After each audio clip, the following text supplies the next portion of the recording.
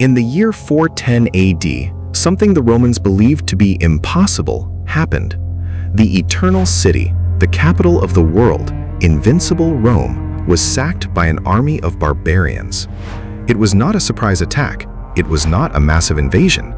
It was the result of decades of mistakes, betrayals, and catastrophic decisions that transformed the most powerful empire in history into a house of cards about to collapse. You remember what we saw in the first part. Rome, at the height of its power, was a machine of cultural assimilation that transformed enemies into citizens. But this same genius became its greatest weakness. The army became barbaric, the empire was divided, and the invisible cracks that had formed over generations finally began to open. Now, in this second part, we will witness the final collapse. We will see how the Huns, led by the terrible Attila, unleashed a chain reaction that no one could stop. Let's follow the humiliation of Rome in 410, when the Goths invaded the city for the first time in 800 years. And let's understand why, in 476, a 15-year-old boy was deposed without anyone raising a sword in his defense. But it doesn't stop there.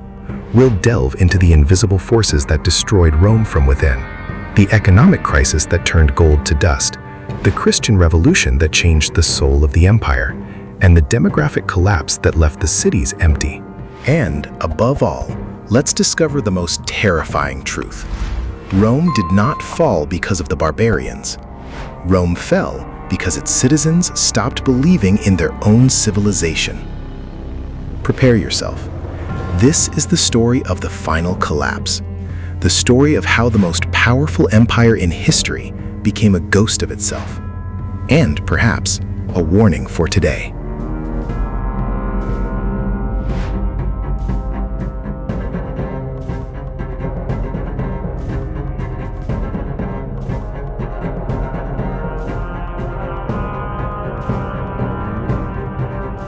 The critical moment that exposed the fragility of the Roman system was the sack of Rome in 410. At the end of the 4th century, a new threat emerged: the Huns, a nomadic people from the steppes of Central Asia. They migrated westward, pushing aside the populations that lived in their path. The terrified Goths sought refuge within the borders of the Roman Empire. The Eastern Emperor, Valens, allowed the Goths to cross the Danube, seeing them as a source of military manpower. It was a catastrophic mistake. The Goths arrived in far greater numbers than expected. The Roman authorities had no food to feed them, and local administrators began to exploit the situation, selling food at exorbitant prices. The Goths, hungry and humiliated, rebelled. Valens, underestimating the threat, decided to confront them personally in 378. The battle took place near Adrianople. The Roman army was completely annihilated. Valens died on the battlefield. His body was never found.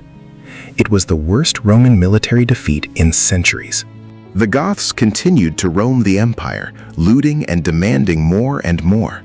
Emperor Theodosius negotiated with them, offering land and money in exchange for peace. But the peace never lasted long. In 395, Theodosius died, and the empire was divided between his two sons, two weak young rulers. In the west, real power was in the hands of General Stilicho, who fought to contain the Goths. But Stilicho, being of Vandal origin, was suspect in the eyes of the Roman aristocracies. Accused of conspiring with the barbarians, he was executed in 408. Without Stilicho, the Goths, led by Alaric, besieged Rome in 410. The city, without troops to defend it, opened its gates. The Goths sacked Rome for 3 days. The shock was immense. The Eternal City had fallen. Jerome wrote in tears, "My voice breaks. The city that conquered the world has been conquered."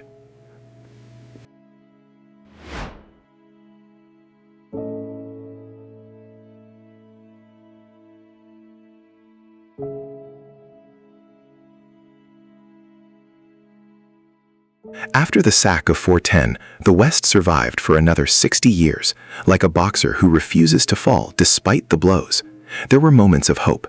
General Aetius, the last great Roman commander, defeated Attila and the Huns at the Catalaunian Plains in 451, saving Western Europe.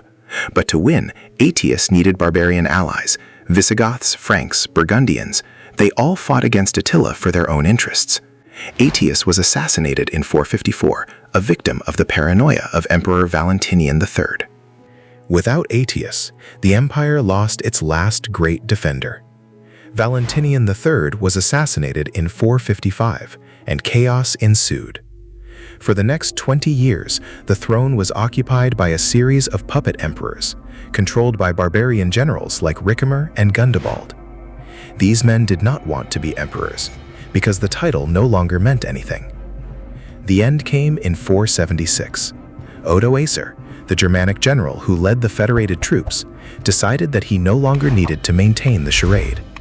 He deposed the young Romulus Augustulus, sent the imperial insignia to Constantinople, and proclaimed himself king of Italy. Not emperor, king. Because Odoacer understood that the title of Roman emperor no longer meant anything.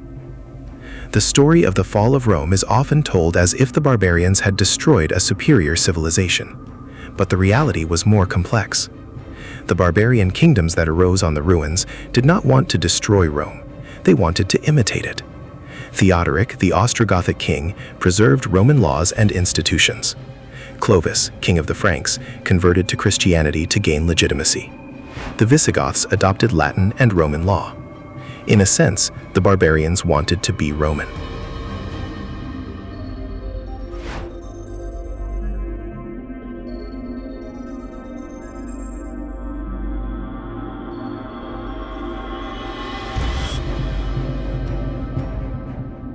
The fall of Rome cannot be understood without an analysis of its economy.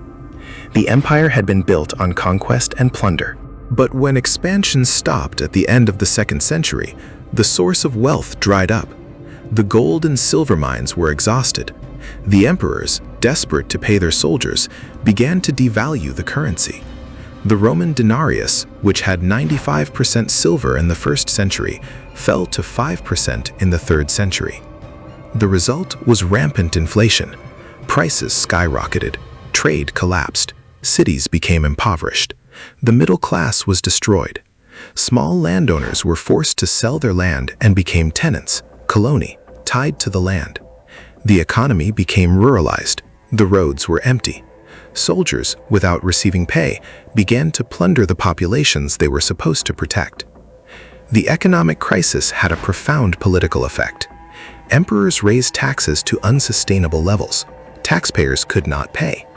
The state resorted to coercion and violence, alienating the population. The old loyalty to the empire turned into resentment. When the barbarians arrived, many communities did not resist. For them, Germanic rule was no worse than Roman rule. Christian factor. The rise of Christianity is one of the most controversial factors in the fall of Rome. Historian Edward Gibbon argued that the new religion weakened Rome's martial spirit, turning warriors into monks. Christianity, with its emphasis on humility and the afterlife, undermined patriotism and military discipline. First, Christianity redirected the loyalty of citizens. Previously, ultimate loyalty was to the emperor. Christianity taught that loyalty to God was superior. This created constant tension between church and state. Second, Christianity diverted valuable resources to the construction of churches and monasteries. The money that was previously spent on defense was now spent on cathedrals. Third, Christianity promoted a worldview in which the end was near, undermining confidence in Rome's ability to renew itself. However, Christianity also had positive effects. The Church provided a governmental structure that survived the fall of the empire, keeping Latin culture alive during the Middle Ages. Bishops assumed administrative roles, and Christianity gave Romans new hope and identity in a disintegrating world. Social and demographic factor. The civil wars of the 3rd century decimated the Roman elite.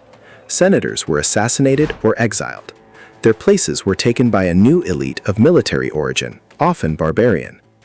Epidemics were also devastating. The Antonine Plague between 165 and 180, and the Plague of Cyprian between 250 and 271 killed millions of people. The population decreased drastically. The middle class disappeared. Society became polarized between a wealthy elite and a poor mass. Peasants became coloni, tied to the land. Slaves became less numerous with the end of conquests. Urbanization collapsed. Cities became impoverished villages. This demographic shift had profound consequences for military capacity. Cities had been the breeding ground of the army. With the cities empty, the army had to recruit barbarians. The social transformation also undermined the cohesion of the empire. The provinces began to see themselves as distinct communities. The Latin West and the Greek East became two separate worlds. Psychological factor. There was also a psychological dimension to the fall of Rome. The Romans believed in their own superiority, in their manifest destiny. But the crisis began to erode this belief. The sack of Rome in 410 was a psychological shock from which the empire never recovered. If Rome could be sacked, then nothing was eternal. The Romans began to doubt themselves, their past, their future. Pride turned into anxiety and resignation. Writers of the time began to write lamentations, not panegyrics. The Romans looked back at the Republic with bitter nostalgia. The loss of confidence had practical consequences. The Romans stopped innovating. Technology stagnated. Architecture became simpler. Literature more repetitive. In a sense, Rome had lost its vitality. The empire continued to exist, but its spirit had died. Rome did not fall only for economic, political, or military reasons. It fell because its citizens had lost faith in their own civilization. And without faith, there is no strength to fight.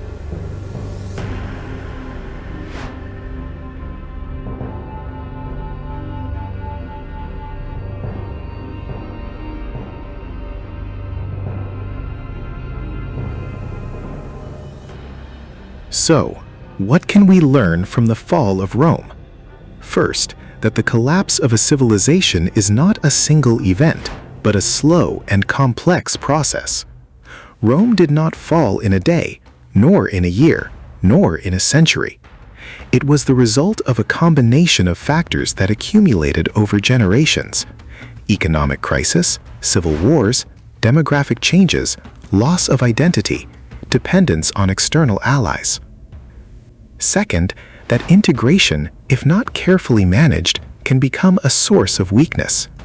Rome became great by integrating different peoples, but this same integration ended up diluting its identity. The Romans of 476 were no longer the Romans of 100 BC. They had become so diverse, so fragmented, that they no longer shared a culture, a language, a common loyalty.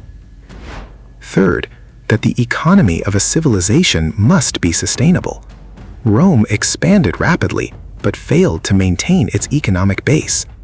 The mines were depleted, inflation eroded the currency, and taxes drowned the population. An economy based on plunder and expansion is always vulnerable. Fourth, that cultural identity is fundamental. When the Romans stopped believing in their own civilizing mission, they lost the will to fight for their civilization. The barbarians, paradoxically, became more Roman than the Romans themselves. However, the history of Rome is not just the story of decline. It is also a story of survival. Although the Western Roman Empire fell, the Roman legacy survived. Roman law remains the basis of Europe's legal systems. Latin, the language of Rome, gave rise to the Romance languages. Roman architecture influenced constructions throughout the world. Christianity, which Rome adopted, became the dominant religion of Europe. And Constantinople, the new Rome, survived for almost 1,000 years, preserving Greco-Roman culture for future generations. When the Ottoman Turks finally conquered Constantinople in 1453, the Byzantines still considered themselves Romans. The idea of Rome was stronger than the reality of Rome, and that idea, that myth, that cultural heritage continues to live on today. We live in an interconnected world with global economies and diverse societies. The same forces that built Rome, integration, expansion, diversity, can also be the seeds of its destruction. The question remains, are we listening to the echoes of history, or are we condemned to repeat it? The fall of Rome was a warning, not only to the empires that came after, but to every civilization that considers itself eternal. No society is immune to collapse. History is not a straight line of progress, but a cycle of rise and fall. The civilizations that survive are those that learn from their past, that adapt to circumstances, that preserve the best of their heritage while embracing the new. And so ends our story.